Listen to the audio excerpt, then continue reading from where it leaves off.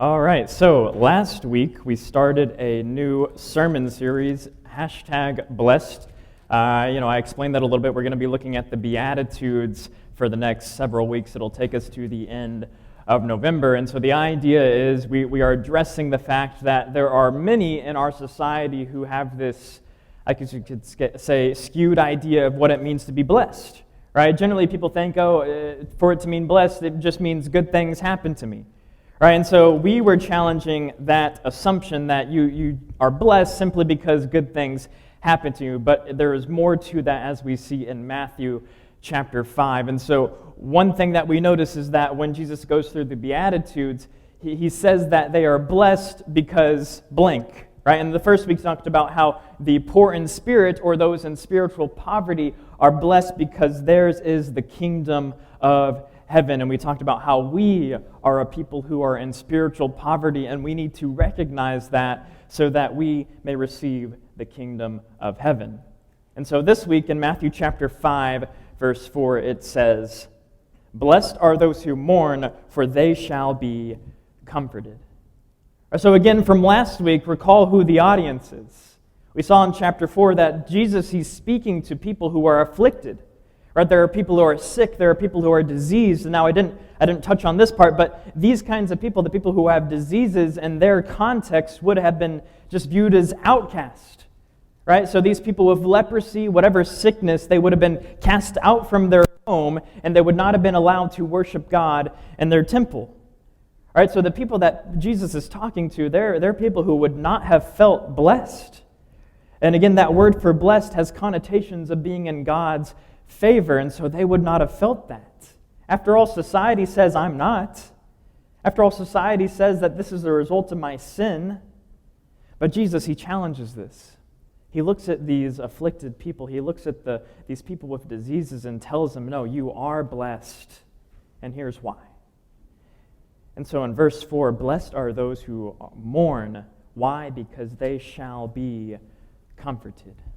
Now, admittedly, going into this topic, I was not confident in preaching about blessed are those who mourn, mainly because I'm not that good at mourning. Okay, now, that might be weird to say somebody's good at mourning. Oh, they're a really good crier. But what I mean when I say I'm not a good mourner is that I tend to stuff my feelings.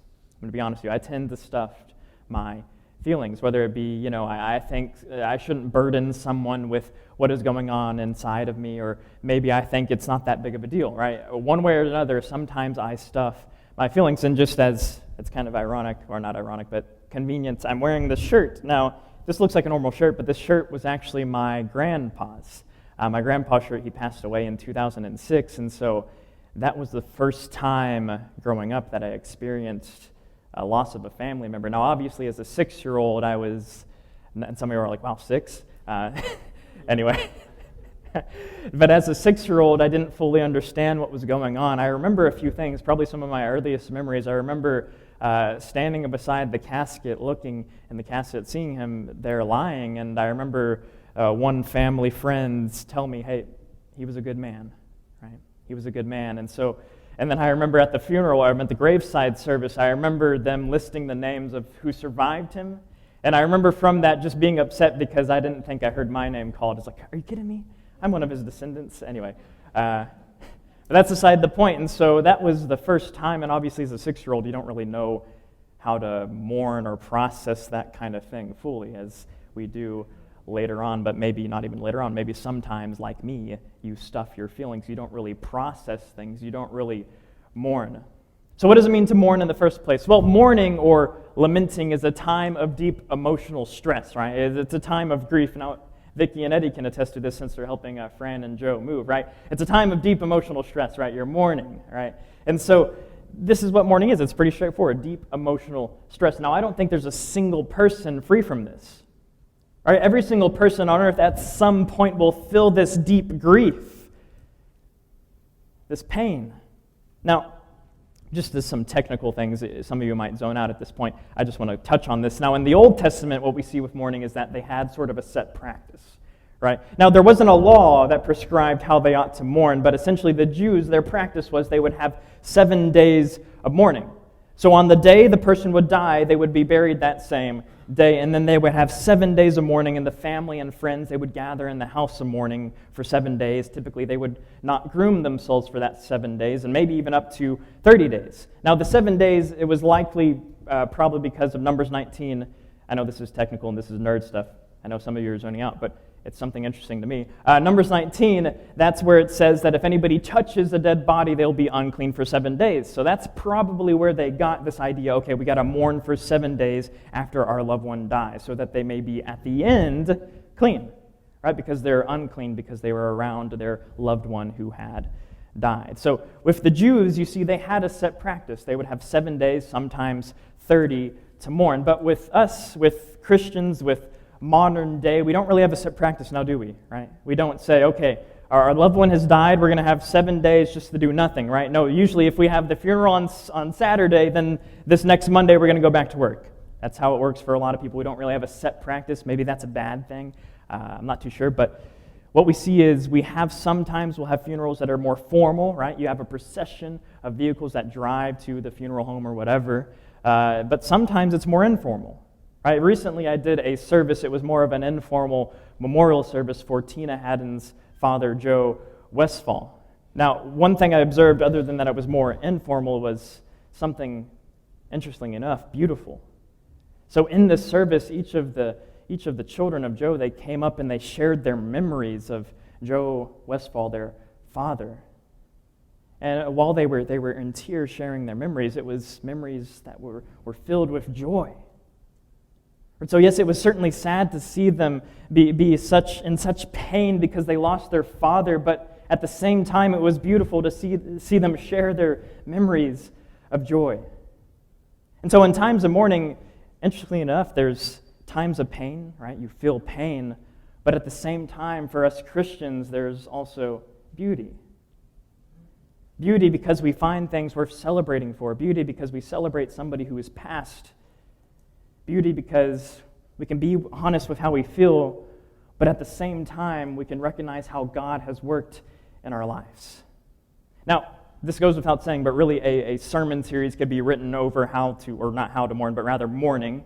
A sermon series could be written on this, but since this is one sermon, we're going to just touch on a few things, okay? This is not a step-by-step guide, so don't leave here thinking this is exactly what I'm going to do. These are just a few things that I think are important to keep in mind. And King David, in a few of the Psalms, he highlights a few of these things. Right? So, now here's the thing about Psalms, okay?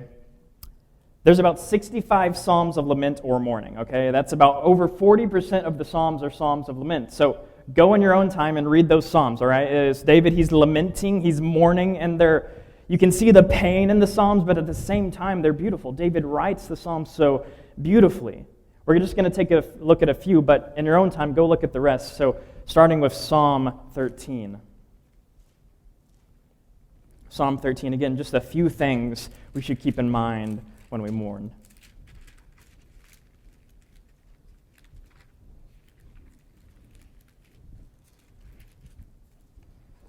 It's a short psalm, so it won't take too long. Psalm 13. How long, O Lord, will you forget me forever? How long will you hide your face from me? How long must I take counsel in my soul and have sorrow in my heart all day? How long shall my enemy be exalted over me?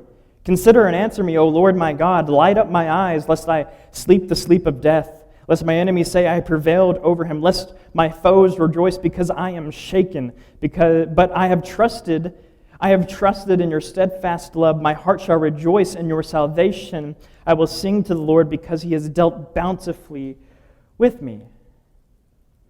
So again, just a few things. Notice a few things about this psalm. At the beginning of the psalm, David does what? He's honest with how he feels. He's honest. Verses 1 through 4. How long will you forget me, God? Right? David feels like God has just forgotten him. God, why have you forsaken me? What's going on? I don't feel like you're here. I don't feel like you're providing. I don't feel like you're really here to love me or to protect me. What's going on, God? He's honest. And then David, in verse 5, what does he affirm? Verse 5, he says, but I have trusted in your steadfast love. So David, he's honest, but then he affirms his trust in God and specifically his steadfast love. And then lastly, what does he say? In verse 5, my heart shall rejoice in your salvation. David is honest. David affirms his trust, and David rejoices in the salvation that comes from God. Honesty, trust, rejoicing. Let's move to Psalm 31, verses 1 through 16. Maybe you'll see a pattern here. Psalm 31. Psalm 31, verses 1 through 16, the text says, "In you, O Lord, do I take refuge. Let me never be put to shame. In your righteousness, deliver me. Incline your ear to me, rescue me speedily. Be a rock of refuge for me, a strong fortress to save me. For you are a rock and my fortress, and for your name's sake you lead me and guide me. You take me out of the net they have hidden for me, for you are my refuge. Into your hand I commit my spirit. You have redeemed me, O Lord, faithful God. I hate those who pay regard to worthless idols, but I trust in the Lord. I will rejoice and be glad in your steadfast love, because you have seen my affliction, and you have known the distress of my soul. And you have not delivered me into the hand of my enemy. You have set my feet in a broad place. Be gracious to me, O Lord, for I am in distress. My eye is wasted from grief, my soul and my body also. For my life is spent with sorrow, and my years with sighing. My strength fails because of my iniquity, and my bones waste away. Because all my adversaries I've become a reproach, especially to my neighbors, and an object of dread to my acquaintances. Those who see me in the street flee from me. I've been forgotten like one who is dead. I have become like a broken vessel, for I hear the whispering of many, terror on every side, as they scheme together against me, as they plot to take my life. But I trust in you, O Lord. I say, you are my God. My times are in your hand. Rescue me from the hand of my enemies and from my persecutors. Make your face shine on your servant. Save me in your steadfast love. So what elements do you see there again? Right in verse 10, David, he's honest. All right, he feels like he has no life left in him. He feels like he's surrounded on every side. He's honest with how he feels to God. And then in verses 6 and 14, what does he affirm? He affirms his trust in God. You know what? God, while I might feel like you're not here, like you're not with me, I still trust you. Right? Though things may not appear to be working out for me right now, God, I trust you. And then in verse 16, what does he say about God's steadfast love? Let's read that again. Verse 16, make your face shine on your servant. Save me in your steadfast love. See, God, he saves through his steadfast love, and David rejoices over God's steadfast love that saves. You see, in the Psalms of Lament, you're going to often see these three things. David can be honest with how he feels. David can trust God still, and David can rejoice in God's steadfast love that gives him salvation. So let me tell you something maybe you haven't heard before. You can be honest with God. Right, going up, that's not what I heard. I heard you can't be honest with your feelings. You can't have a big display of emotion. You can't be honest with your pain. You can be honest. God can handle your feelings. If you feel pain, if you feel like God's not with you right now, he's big enough to handle that. Just tell him, hey, God, it doesn't seem like you're here with me right now. God is big enough for you to say that to him. You can be honest with how you feel. Now, in contrast to what we see here in Psalm 13 and Psalm 31, we all know how people sometimes try to deal with their pain or their times of mourning, right? Different coping mechanisms, right? Whether it be substance, whether it be maybe an unhealthy relationship. People have different ways to try and numb themselves or quote-unquote deal with their pain. But take these Psalms, right? Take these Psalms as an example of what we could do. Instead of trying to numb our pain by any means necessary, we should turn to God who can really comfort us. Right? Instead of trying to fix your pain by coming to another flawed human being, you should turn to God who you can trust. God who has the steadfast love for you. God who will provide salvation. Instead of trying to fix your pain by yourself, turn to God. Turn to him and rejoice in what he can do for you. Don't turn to your various forms of ways to quote-unquote cope. We can go to God. Now, there is something else that is very important to mourning that's not here in this psalm that I do want to note. Now, David, he kind of touches on this, and this is something fulfilled in Christ. It's the resurrection from the dead. So turn with me to 1 Thessalonians. 1 Thessalonians chapter 4. Verses 13 through 14. Paul writes, "But we do not want you to be uninformed, brothers, about those who are asleep or dead. They may not grieve as others who do not have hope. For since we believe that Jesus died and rose again, even so through Jesus, God will bring with him those who have fallen asleep or have died." See, we're promised a resurrection. Right? We don't grieve, we don't mourn, we don't lament as other people do without hope. Okay? We have hope. We have a hope of a resurrection where we'll be in the presence of God without pain and without mourning, without crying. We have hope. And now, the word for hope here is not hope as we think of it. Some people use hope as in it could happen. But no, when Paul uses this word, it's an expectation. I have an expectation. I am confident that this is going to happen. See, we can be confident. We can have hope, an expectation that we're going to be raised just as Christ was raised. And Jesus, he promises this in John chapter 11. John chapter 11, verses 25 through 26. Now the context being the death of Lazarus, right? And Jesus comes to eventually raise him, right? And so this is what Jesus says in verses 25 through 26. He says this to Martha. "I am the resurrection and the life. Whoever believes in me, though he die, yet shall he live. And everyone who lives and believes in me shall never die. Do you believe this?" Do you believe this? "Blessed are we who mourn, because we shall be comforted." See, we're going to be in pain and mourning. That's just a reality of life. We'll have deep emotional stress. But here's the thing. When we mourn, you can be honest with God. Tell him how you feel. He will comfort you. When you mourn, trust him. He will comfort you. When you mourn, rejoice in what he has done for you. Rejoice in his steadfast love that gives you salvation. He will comfort you. And see, here's one thing you got to know.